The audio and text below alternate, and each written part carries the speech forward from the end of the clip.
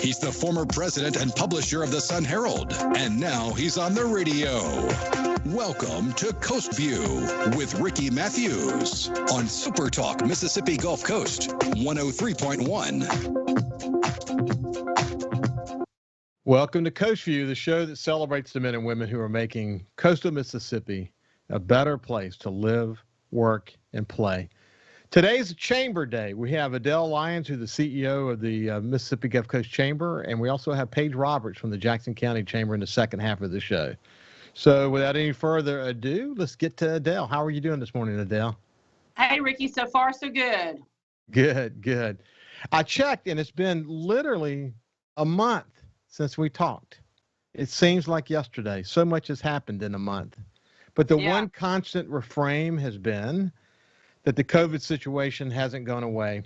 And, you know, I'm concerned because the more I pay attention on social media, the more I listen to what people are having to say. There's a lot of misinformation out there. There's a lot of people who just aren't doing what they need to do. We've got some work to do to keep people on their guard, don't we? Well, we do, and it's just such a balance. It's such a people want to be out. They want businesses to be open. We want businesses to be open so that we have our economy in motion. But then there's also the precautions that are out there that are available that just aren't always being adopted by everybody. I saw a post yesterday on Facebook, as a matter of fact. Somebody said, if a doctor told you if you took this medicine, it would make you feel 5 times better, wouldn't you take that? And somebody said, yeah. And the answer was, it's a mask. You know, put on a mask and you'll feel it'll be 5 times better for the issue. So I don't know what the issue is about not wearing a mask. Got mine sitting right here, ready to go for when I, walk out of my office. Yeah, Ann and I wear ours everywhere we go. We're still protecting our mothers, haven't let them get out.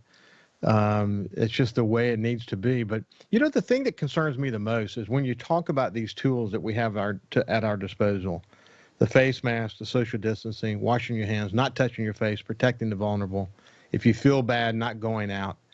When we talk about these tools, whether certainly on social media, let's focus on that for a second. Immediately people come back and they say, well, what do you want us to do? Lock down the economy again? And what they don't understand is the point in practicing these best practices around these tools is so we don't have to lock down the economy. People just don't understand that what's going to happen. We're seeing this uptick. You saw the governor of Texas had to kind of slow things down. In some respects, they had to move back a little bit. You got ICUs in Houston are full. And since the beginning of the month, there were 2,000 people in the hospitals at the beginning of June. There are over 4,000 people in the hospital today in Houston. I don't understand why we're having this debate. I mean, we're going to be in this COVID environment until we have a vaccine. And it's critical to our economy that people get the message that this is a safe place to visit. I talked to someone, I'm not going to mention their name, in the tourism industry today, who told me that they're beginning to hear from the people who are coming to their places that they're concerned at the number of people who are not wearing masks. So this is not a good message. Yeah, we, more than anybody at the Chamber, we have a whole strategy right now, open for business. We have signs we're getting out to our businesses, and we want them to be open, and we want them to have customers, and we want folks to be working. But you do have to take precautions, and there are a lot of businesses you go in that people aren't wearing masks. And I know it's hard. I know it gets hard to breathe and talk, and it's hard to wear that all day long. But it's just what we have to do. I was about to say it's easy. It's not easy. It is not easy, but it is easy just to grab this. It's not like we got to go somewhere and take some medicine or get a shot or whatever. It's something that everybody's got handy, and if you don't, there's places to get them. And some businesses have them. If you don't have them available when you walk in, they have them for you. But pretty much everybody at this point should have one or two or three or five. So I've had, of course, Kent Nico from Memorial, and then I've had other experts on the show just in the last week. And people want to say that the reason why we're seeing more concern about the numbers is because we're just testing more, but that's not true. The truth is the number of positives as a percentage of the total tests being done is going up. And by the way, the fastest growing segment is in young people. And, the people, young people think they're bulletproof, and they're not thinking about when they go home and see their grandmother, their father, or anyone in their family or friends who have pre-existing conditions, that we've got, they're putting them at risk. And you know what, we can continue to have a wonderful reopening of our economy.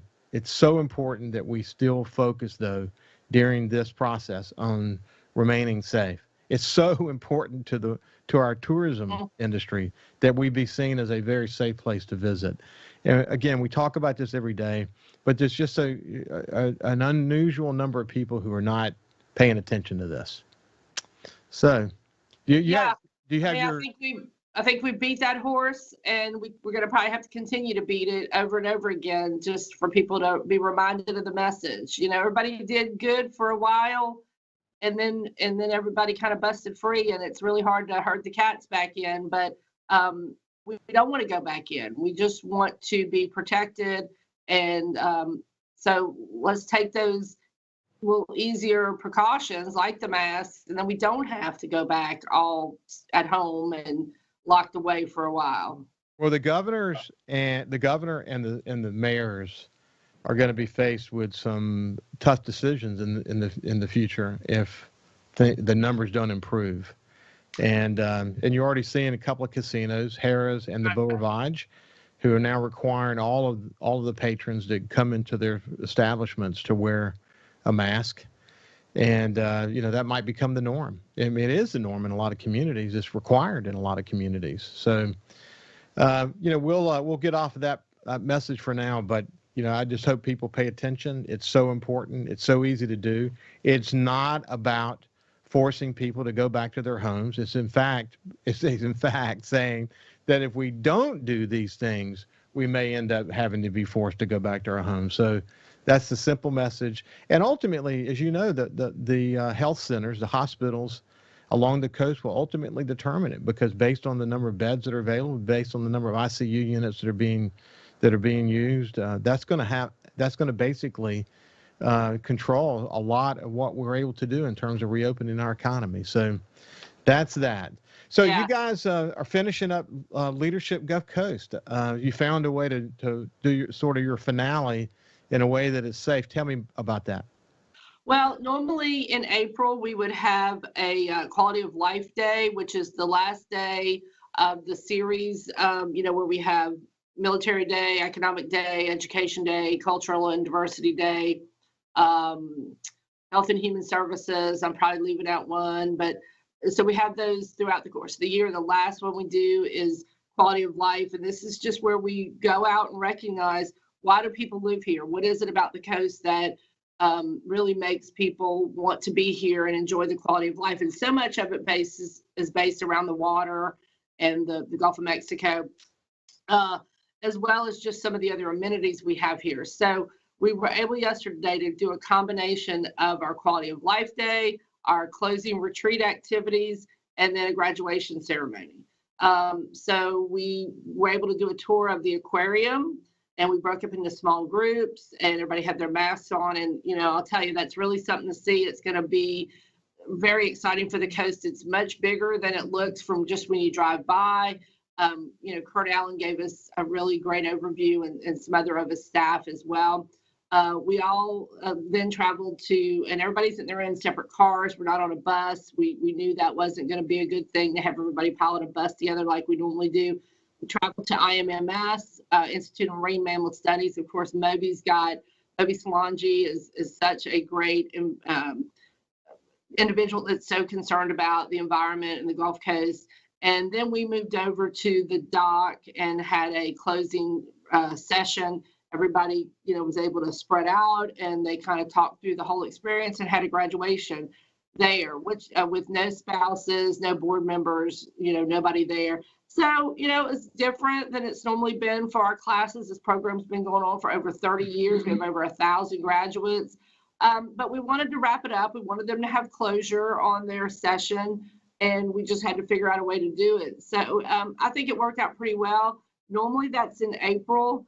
Having it in late June, while the heat was pretty feisty yesterday, and so it was hot, and we really I realize now why we do that in April, but it was a good day. Well, we're coming to the end of the segment, and we'll pick up sort of the rest of the things that are going on within the Mississippi Gulf Coast Chamber in a second. But I watched that class closely, and I'm reminded. First of all, you had a great class, but I'm also reminded how important the Leadership Gulf Coast effort is, teaching people to be able to see across geographic boundaries and understand why coastal Mississippi is an entity, why it's so important to think that way, and what a great education it is for those folks. We can talk more about that when we come out on the other side of this. So this is Adele Lyons, the CEO for the Mississippi Gulf Coast Chamber, and we'll see you after this break. Follow SuperTalk Mississippi Gulf Coast 103.1 on Facebook, facebook.com/SuperTalk MS Coast 103.1. SuperTalk. Nobody keeps Mississippi informed like we do. With 12 stations covering all 82 counties. If it happens in your state, we're on top of it. The news, the weather, the sports, and the talk that's important to you. The issues that matter to you, your family, and your bank account. It's all right here. And when you're away from home, depend on the SuperTalk app and supertalk.fm to stay in the know. We're proud to serve our fellow Mississippians. SuperTalk Mississippi. What would happen if I had to pick up the phone, call 911 for one of my family members or one of my neighbors? What would I do if no one was on the other end to respond? What if there was no 911? So you can be a part of the solution. Anybody can be a firefighter. Male, female, younger, older. We have school teachers. We have leaders in business. Is me, you, anyone that wants to be. There is no typical firefighter. Whether you're a Rebel, a Bulldog, a Golden Eagle, or just a sports fan, SuperTalk Mississippi has got a podcast for you. For you. Sports Talk Mississippi, The Rebel Report, Thunder and Lightning, the SuperTalk Eagle Hour, and The Borky Show are all now available for you. And it's all free. Get them all on demand at supertalk.fm and on your smartphone. Just search for SuperTalk on iTunes, Google Play, or anywhere you listen to podcasts. What decisions are being made by state lawmakers, and how will they affect you, your family, and community? If you listen, you'll know. SuperTalk Mississippi, the SuperTalk app, and at supertalk.fm. Hi, I'm Billy Kinder, host of Big Billy Kinder Outdoors here. The show Saturdays at 1, right here on SuperTalk Mississippi. Turkeys, whitetail, Grenada Lake crappie, or Gulfport redfish. We enjoy it all, especially when you're in camp with us on SuperTalk Mississippi. Feeling down? Here's your prescription for a daily dose of good news and positive vibes. Good Things with Rebecca Turner. Every afternoon, Rebecca highlights all the good things happening right here in the state you call home. Daily exposure to Good Things with Rebecca Turner may cause smiling, feelings of positivity, happiness, and even laughter. When you experience these symptoms, tell your friends to listen. Okay. Weekdays starting at 2 p.m. here on SuperTalk Mississippi, and now on Amazon Alexa devices. Get out of the house and over to Big Play today. 2 massive arcades, bowling, go-karts, 2 mini golf courses, a 2-story state-of-the-art laser tag arena, bumper cars, and right now get a $50 game card for only $25. Visit our station's Facebook and print on demand so you can play at Big Play Entertainment Center now. These deals won't last long, so make sure you get your half-off deal. Big Play Entertainment Center, Highway 90 Biloxi. Bowl, play, eat. Go to our station's Facebook to get your half-off deal now. Talking to the people that help make the coast such a unique place to live. This is Coast View with Ricky Matthews on SuperTalk Mississippi Gulf Coast 103.1. Welcome back to Coast View. We have Adele Lyons, the CEO of the Mississippi Gulf Coast Chamber. And when we went to the break, we were talking about leadership Gulf Coast. And I just want to say one other thing, and then you can respond, Adele. And that is one of the reasons why I really wanted to do this show, Coast View, is because Coast of Mississippi is a very unique place. It's a collection of communities, each with their own very unique, history and culture and amenities and things to offer. But as when you bring them all together, we're also a powerful region of the state. There's a lot to be thankful for, from Ingalls on one end and Stennis on the other. Those I often call those the bookends, and tourism and all the things that go on, between the bookends.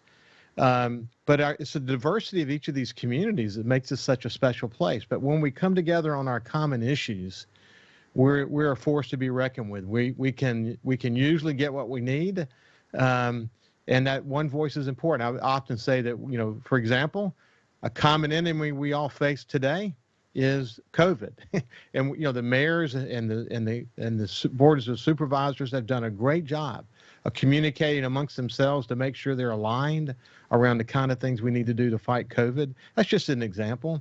But there's so much positive that can happen when we speak with one voice. Leadership Gulf Coast is about driving that point home, isn't it? Yeah, Leadership Gulf Coast, started by your good friend Roland Weeks, really brought that to the coast over 30 years ago. And the idea was to bring people together from not only geographies, but industries, different intersections, nonprofit professionals as well. There's a variety of ages from one extreme to the other. There's various ethnicities. And really, that's the whole idea of bringing like a microcosm of the coast together to look at the coast in a really in-depth way over the course of a 9-month period. And that's been something that's been very successful. We always have a large group of people who want to participate. There is a limitation, so it's an application process. And it's really good to see folks make connections, and then that they probably would have never made any other way, and what they do with those connections. And so a lot of times we'll see the groups do activities together, fundraisers, walks. They'll help each other out with work. It's really cool how it comes together and the relationships people have over the years. Those relationships last. Yeah, I see that so clearly, and as you know, I've watched it for 30 years. I watched it and been involved in it. But what is so there's a great education that's taking place, but at the same time, the relationships are seeds that are being planted that pay dividends way into the future. We don't really know how that's going to work out. It might play out in terms of helping in the community in some nonprofit endeavor. It could help them in their business. It could help them in their own personal development. You just don't know. It's just a really important effort that the Mississippi Gulf Coast Chamber have always been behind. So congratulations on really staying the course. Hey, one thing that I've really been strong about, now this is being taped on Friday for people who are going to watch this on Monday for technical reasons, but so I don't know what the flag situation is going to be throughout the day on Friday, but I've been pretty strong that it was time to change. It's time for us to do the right thing. If you watch the press conference yesterday of the coaches, and you see the one African-American woman coach from Mississippi State, the basketball coach, and hear her sort of interpretation of the situation and what she sees when she sees the flag, to me it just seems like an easy decision. I know that there's history and there's reasons why people believe we shouldn't change it and all that, but if you just look at it from the point of view of mankind, if you just look at it as an economic issue, it's absolutely the right thing to do. And I'm confident that we're going to get it done this time. I really am. And what I've really enjoyed watching and what I'm so proud of is watching the business community across the state come together around this flag. It's time, isn't it, Adele? It's absolutely time. The Coast Chamber took a stand several years ago, back in 2015, against the flag or about changing the flag.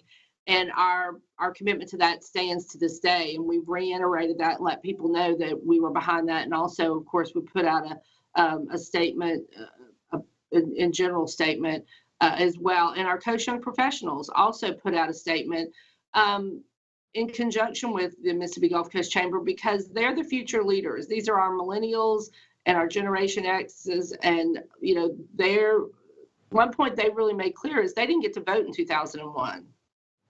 They weren't old enough, and so they want to say in it today, and their say is to change that flag, and they've been pretty adamant about that. And so the Coast Chamber, along with other business organizations on the coast, have really tried to step up. We've tried to get the word out.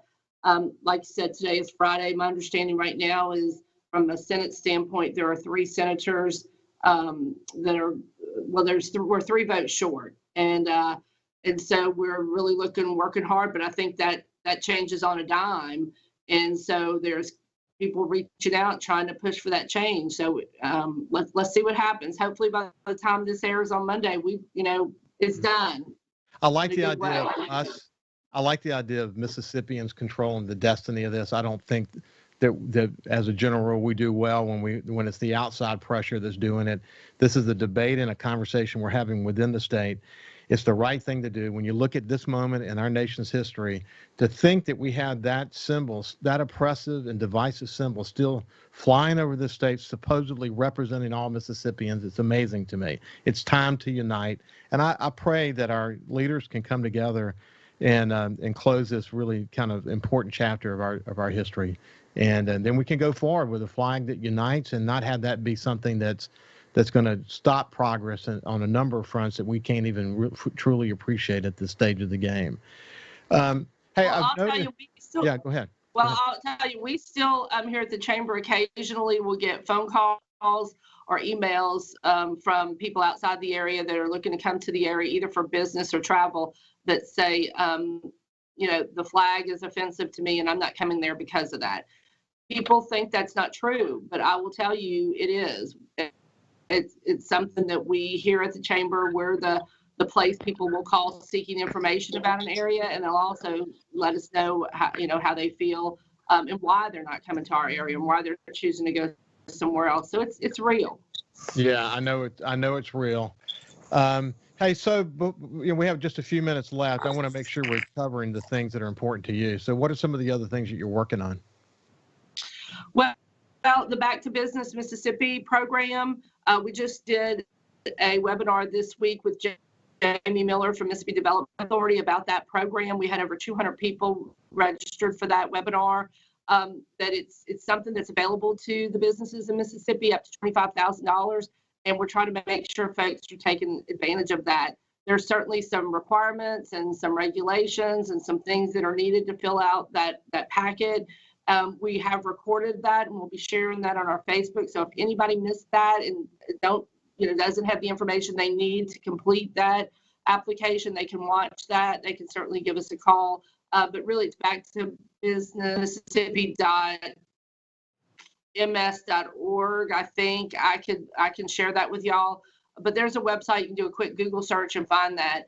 And so certainly like PPP and how popular that was, and people taking advantage of that federal program. This is a program through the state, through the CARES Act, and it's $25,000, and that can mean a lot to a small business. So we're spending some effort to make sure we get the word out about that. Well, good. That's really good to hear. What else, Adele, before we wind this down? Well, we're also working on having some conversations with some different groups, a partnership with the Legacy Business League, and how the business community from a chamber standpoint and that Legacy Business League can work together in a partnership around equality issues and making sure that we've got a Black business list that business list that we've shared. They've got them as well. The Sun Herald's put out one, and really trying to make people aware of those businesses that are out there. And we're in some conversations with a speaker to do some presentations, probably a 3-part series that the Chamber would present about how to have a dialogue in the community. So we're hoping we can get that knocked out and get that ready to go real quick so that everybody can, everybody wants to talk and have the conversations, and how can we do that productively in our community? Well, that's good. I actually saw the list of Black-owned businesses on the Facebook page. Shop and support your local Black-owned businesses. I think it's great. It's a step in the right direction, and at the end of the day, we just all want to be in this together, and hopefully we can continue to do that. Hey, one other thing, just want to see, are the communications between the various entities, nonprofits and others, continuing on a weekly basis, or what's the status of that? Yeah, well, not so much weekly anymore. We had kind of backed off of that, but I would see where that might beef back up, with things that are going on. But email, texts are back and forth. Yesterday, I know you've got Paige coming on next. She and I had several conversations yesterday, phone and text, on some things that are going on. Still keeping in contact with Ashley Edwards and, Tish over in Hancock County. And being here at the Knight Nonprofit Center, it's real easy to touch base with Goodwill Industries and, Roger Wilder down there at the Community Foundation, and just keep in touch with everybody. I see Kathy Springer with United Way on a pretty regular basis, since we're all here together in the building. So, keeping everybody informed and keeping everybody together. So we're at the end of our time together, but Adele, thanks for coming on, and thank you for your leadership, and we'll talk to you again in a few weeks. All right. Thanks, Ricky. See you soon. Bet. This has been Adele Lyons from the Mississippi Gulf Coast Chamber. Everyone knows the only thing better than pizza is free pizza, and right now, buy a $10 gift certificate to CiCi's Pizza for only $5. It's like buying a pizza and getting a pizza for free. Go to our station's website or Facebook. Look for the Half Off Deals logo to purchase this amazing deal right now. The Dean's List with Janice Dean. A compassionate young man who became a dinner companion for a stranger makes today's Dean's List. Lisa Mealander and her family had been eating at the Eaton Park in Belle Vernon, Pennsylvania, when she noticed how her server was interacting with a senior patron. The server, Dylan Teetle, had dropped to one knee so he could give his full attention to the gentleman. Lisa wrote on Facebook, "The man apologized for not hearing well, and he talked about how he lost his hearing during the war. He was 91 years old with many stories to tell, and Dylan patiently listened, giving him his full attention. He also helped the man figure out a meal from the menu before putting the order into the kitchen." Lisa tried to flag Dylan down so she could offer to pay for the man's meal. Dylan said someone else had already taken care of the check. Before leaving her table, Lisa snapped pictures of Dylan chatting with the senior and published them to Facebook, where they have been since shared thousands of times. Thank you, Dylan, for your kindness, and Lisa for sharing this story with all of us. Janice Dean, Fox News. Thousands of Bulldog fans have subscribed to the Thunder and Lightning podcast. Have you? On each episode, Brian Haydad and Joel Coleman give you an inside look at your Mississippi State Bulldogs. The Thunder and Lightning podcast is free and available on demand at supertalk.fm and on your smartphone. Just search for Thunder and Lightning on iTunes, Google Play, or anywhere you listen to podcasts. Thunder and Lightning from SuperTalk, Mississippi, covering the Bulldogs like no one else. Staying informed is a full-time job, even more so during an election year. That's why SuperTalk is here. With Fox News, News Mississippi, and the Super Talkers, you'll go inside the campaigns, and we'll separate what's real from what's not to bring you the latest information that matters. From now until you go into the voting booth on November 3rd, your election headquarters is Super Talk, Mississippi. Available on the Super Talk app and at supertalk.fm. From the Gallo Radio Show archives. In the house, Mike Hurst. When I started at the end of 2017, sadly, our office had gotten so low during the last administration. I think in FY16, we prosecuted 11 illegal immigration cases, 11, which is embarrassing. First year I was there, we had jumped almost 700% to 77 prosecutions. And Paul, that number I think is going to increase very much more this year. We are continuing to see illegal immigration impact crime around the state. I'll give you a perfect example. About a month ago, we prosecuted an illegal alien who had brought 9 kilos of heroin and 1 kilo of fentanyl through our state. Now, to give your listeners an idea of what 2.2 pounds of fentanyl will do, that will wipe out 1 million people, Paul. That'll wipe out a third of our state. This has been another Gallo Radio Show audio archive. Be sure to go by this station's website and check out the half-off deals. Audubon Zoo tickets for just $15. That's half price. $30 zoo tickets for just $15. Again, go to this station's website or Facebook. Look for the half-off deals logo to purchase yours now. Hey, want to come work for the #1 radio group on the coast? TeleSouth Media has a great opportunity for an outside sales consultant. Get paid while having fun and work in the exciting, fast-paced world of radio. We have award-winning stations like 97.9 CPR Rocks, 105.9 The Monkey, G96.7, SuperTalk 103.1 and 103.5 The Possum. Take the first step towards a new and rewarding career. Submit your resume to Jesse@telesouth.com. That's JESSE at telesouth.com. Telesouth Media is an equal employment opportunity employer. SuperTalk. Nobody keeps Mississippi informed like we do. With 12 stations covering all 82 counties. If it happens in your state, we're on top of it. The news, the weather, the sports, and the talk that's important to you. The issues that matter to you, your family, and your bank account. It's all right here. And when you're away from home, depend on the SuperTalk app and supertalk.fm to stay in the know. We're proud to serve our fellow Mississippians. SuperTalk, Mississippi. Hey, I'm Steve Azar, and you never know who or what you'll hear when I spend a Mississippi Minute with my friends. Talking to Paul Thorne, Mississippi true treasure, really incredible recording artist, singer, songwriter, has been doing it a long time, doing it the right way. It's almost like a Forrest Gump thing because I was a boxer, / I worked in a furniture factory, / I had a gig 2 nights a week playing my acoustic guitar in a pizza restaurant, / I was in the National Guard, and Wow. All this stuff was going on at the same time. / I had a writing contract with Rick Hall and Fame. In a Mississippi Minute. Be sure to check out In a Mississippi Minute with me, Steve Azar, right here on SuperTalk Mississippi, the SuperTalk Mississippi app, and now available on iTunes, Google Play, and Stitcher.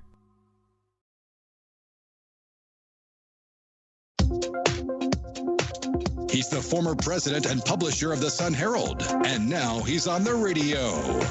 Welcome to Coast View with Ricky Matthews on SuperTalk Mississippi Gulf Coast 103.1. Welcome back to Coast View. Wonderful conversation with Adele Lyons. She's such a friend to the show, such a good leader, and congratulations to the leadership Gulf Coast people who just graduated yesterday. Okay, so now we're going to turn the chapter to Paige Roberts, who's the president and CEO of the Jackson County Chamber of Commerce, and she's on the road somewhere in Indiana. So thanks for joining us under those conditions, Paige.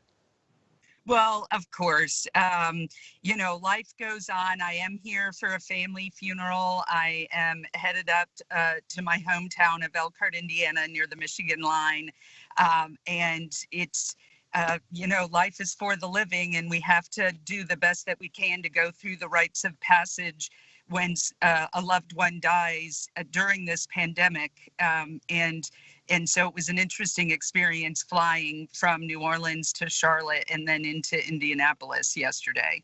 Well, God bless you and your family. Well, thank you. Yeah, tell me about your experience. You're flying. Well, it was actually pretty good.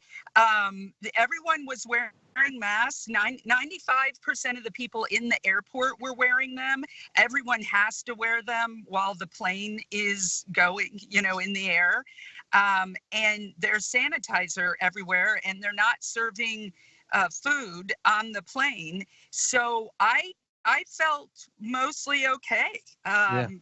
In my mask and with my sanitizer. So but it was more crowded in the Charlotte airport and on the planes than I was expecting. So that was a little different, but the masks were all on. So that was comforting. Well, that's good to hear. That's really good to hear. Adele and I talked about this at the beginning of today's show, that we've got to continue to encourage people, as tired as they may be hearing it, that the pandemic has not gone away and that the numbers are going up, and the tools at our disposal, we have to use them. I bet you're talking about that every day in your day-to-day life.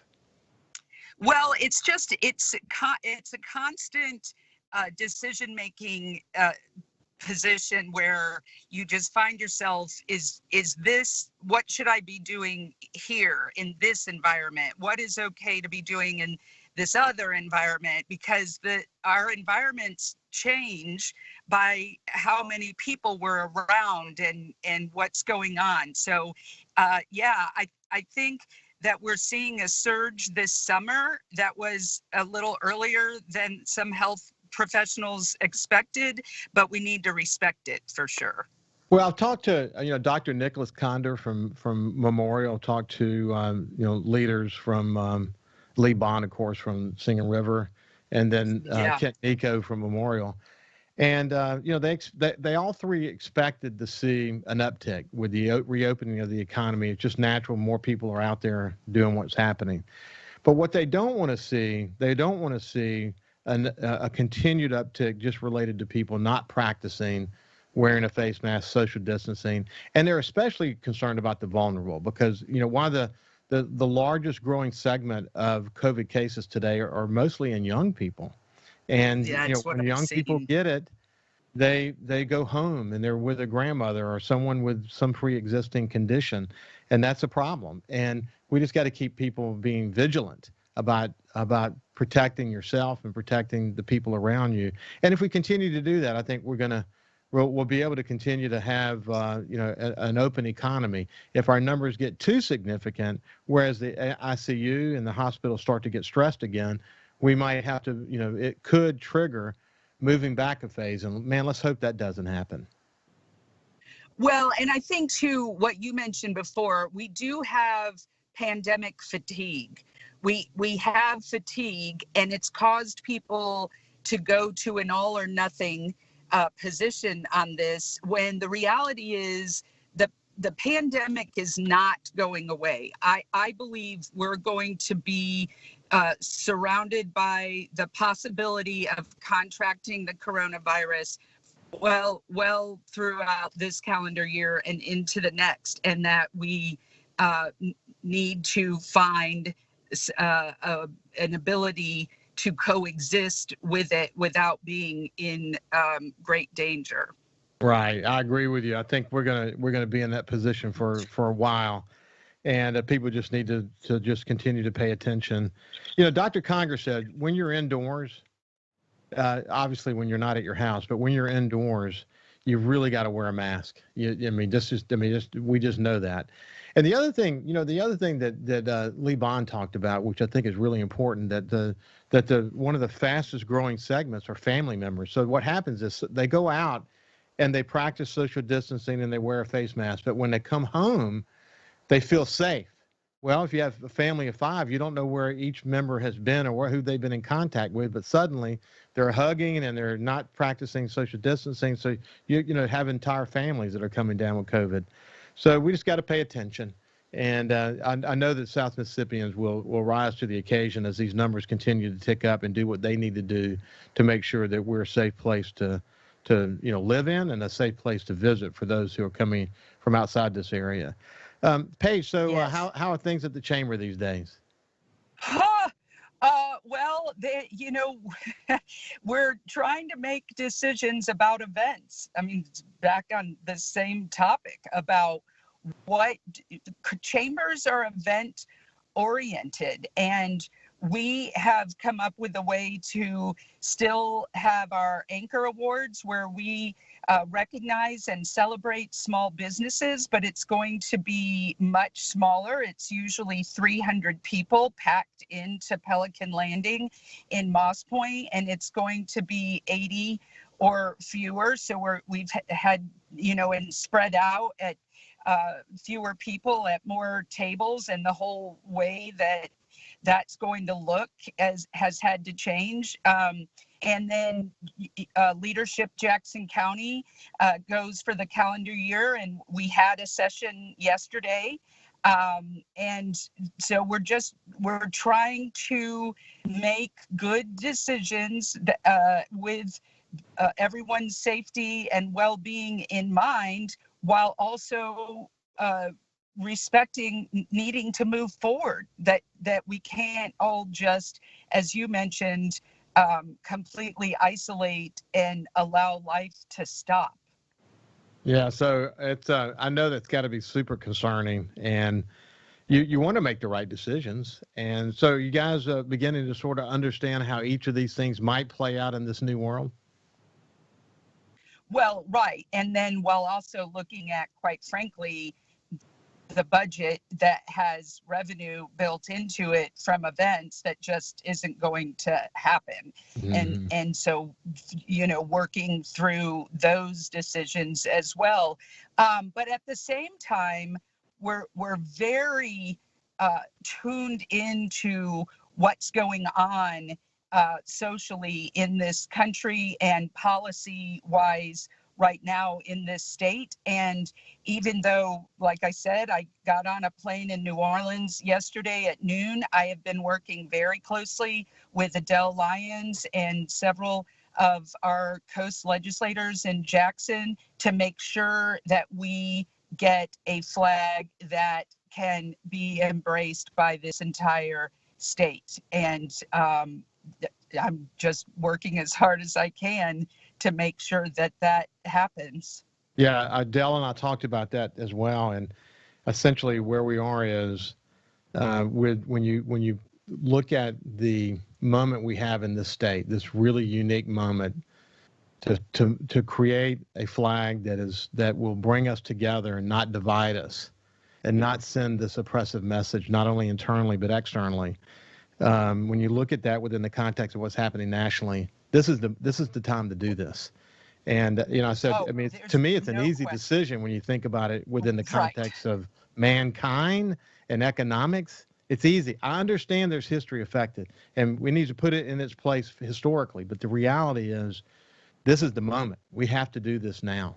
Well, and just yesterday, I was sitting by a woman on the airplane while I was having a conversation with somebody on the phone about this issue. And when I got off, she and I were talking, and she just was like, I don't get why Mississippi still has that symbol. And it is true, Ricky, the country has shifted in a way that it is never returning, I believe, to embrace that Confederate symbol again.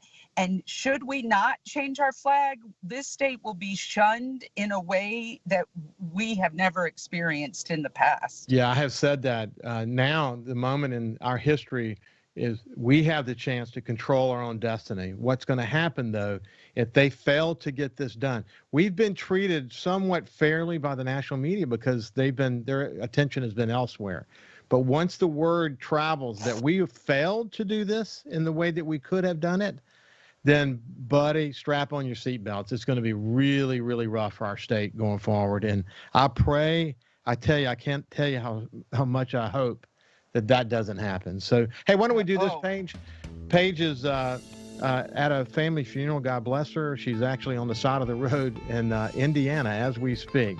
Such a dedicated leader in this community. But we'll come back to Paige Roberts from the Jackson County Chamber of Commerce after this break. You can also listen live to SuperTalk Mississippi Gulf Coast 103.1 on your Amazon Alexa devices. Once you've enabled the skill, just say, Alexa, open SuperTalk Mississippi Gulf Coast. If a muckety muck wants you to hear what they gotta say, they come here first and sit down with Gallo and JT. This is ground zero for all Mississippi muckety mucks. SuperTalk Mississippi. Watch your favorite SuperTalk shows in HD. Just go to supertalktv.com. Ever wonder what goes on in the studio during the shows? Now you can watch what happens in HD. SuperTalk TV, streaming now on supertalktv.com. This is House Call for Health. Medical researchers spend years developing drugs to treat cancer, but it's possible the next big cancer-fighting breakthrough could already be in your medicine cabinet.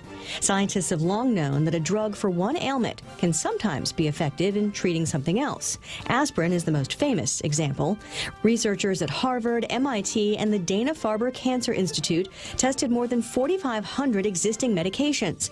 They found 48 drugs that killed at least some cancer cells. These drugs are for several different conditions, including diabetes, inflammation, and alcoholism. One drug is used for treating arthritis in dogs. Researchers in the journal Nature Cancer said the medications sometimes worked in different ways than mainstream cancer drugs. Now they hope these drugs can be further developed into true new weapons against cancer. For more health news, go to foxnewshealth.com. House Call for Health. I'm Lisa Brady, Fox News. We serve on the front lines, fighting an invisible enemy and caring for our communities with courage and compassion. The COVID-19 crisis has challenged us like never before. Now, the men and women of America's hospitals and health systems are counting on Congress and the administration to stand with us as we stand ready to care for you in every way, every day. Thousands of Bulldog fans have subscribed to the Thunder and Lightning podcast. Have you? On each episode, Brian Haydad and Joel Coleman give you an inside look at your Mississippi State Bulldogs. The Thunder and Lightning podcast is free and available on demand at supertalk.fm and on your smartphone. Just search for Thunder and Lightning on iTunes, Google Play, or anywhere you listen to podcasts. Thunder and Lightning from SuperTalk, Mississippi, covering the Bulldogs like no one else. Let me know if you're en route. 49 Adam to the unconscious, Main Street and West Road, 49 Adam.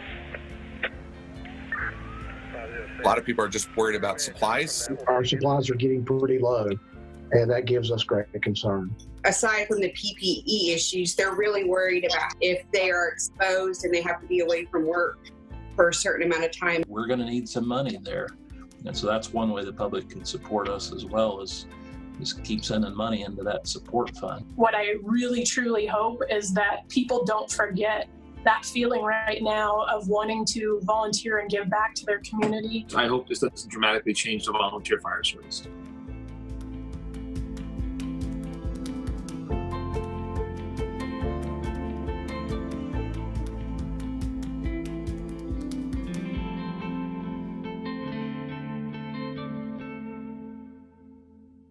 Feeling down? Here's your prescription for a daily dose of good news and positive vibes. Good Things with Rebecca Turner. Every afternoon, Rebecca highlights all the good things happening right here in the state you call home. Daily exposure to Good Things with Rebecca Turner may cause smiling, feelings of positivity, happiness, and even laughter. When you experience these symptoms, tell your friends to listen. Okay. Weekdays starting at 2 p.m. here on SuperTalk Mississippi and now on Amazon Alexa devices. Talking to the people that help make the coast such a unique place to live. This is Coast View with Ricky Matthews on SuperTalk Mississippi Gulf Coast 103.1. We're back with Paige Roberts, who is the CEO from the Jackson County Chamber of Commerce, and she's on the road in Indiana, as I mentioned, because of a death in her family. God bless her family. But thank you for joining us from the side of the highway in Indiana.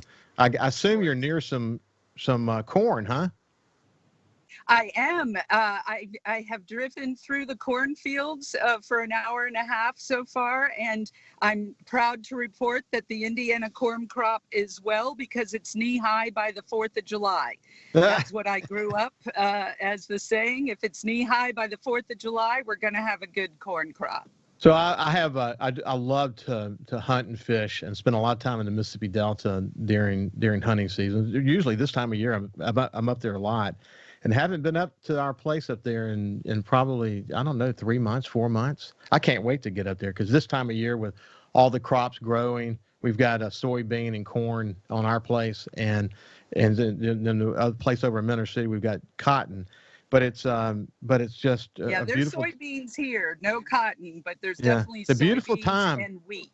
Beautiful time to be in the Mississippi Delta. It really is. So what else is on your mind? What other things you guys working on? Well, we again, just like Adele, we have been promoting locally Black-owned businesses throughout the last several weeks, and we are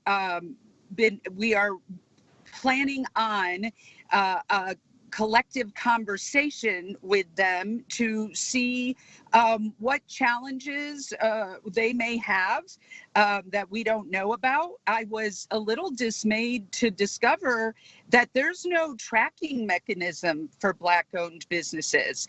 There's no state agency that tracks it. The Mississippi Development Authority has a portal where you can self-report, but only 2 companies, Black-owned businesses from Jackson County, County had self-reported, so I knew that wasn't accurate.